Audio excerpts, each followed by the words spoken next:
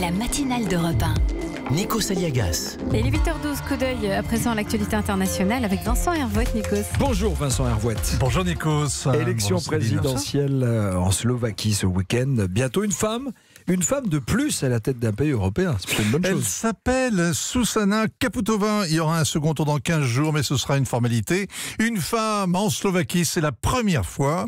Il n'en reste que 10 pays sur 28, les plus méditerranéens, c'est fatal, à n'avoir pas essayé, à refuser la responsabilité suprême aux femmes politiques qui sont, on est prié de le croire, des hommes politiques comme les autres, mais en mieux.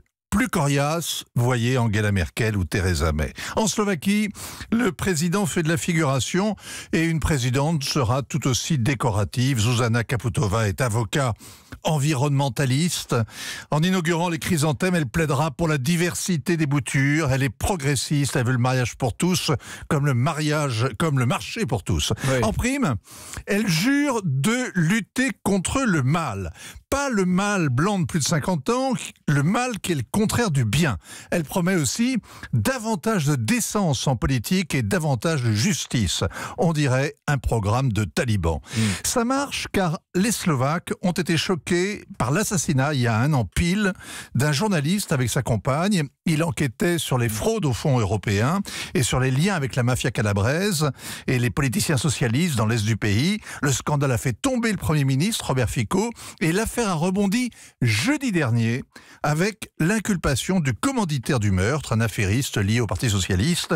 En Slovaquie, on voit les juges ont le sens de l'opportunité. Eux aussi, sans doute, prétendent lutter contre le mal. Parce que vous nous dites que la mafia calabraise est bien présente en Europe centrale. Oui, l'Europe centrale est un hub pour les investissements mafieux. Et la Greta, par exemple, ferait 50 milliards de chiffre d'affaires.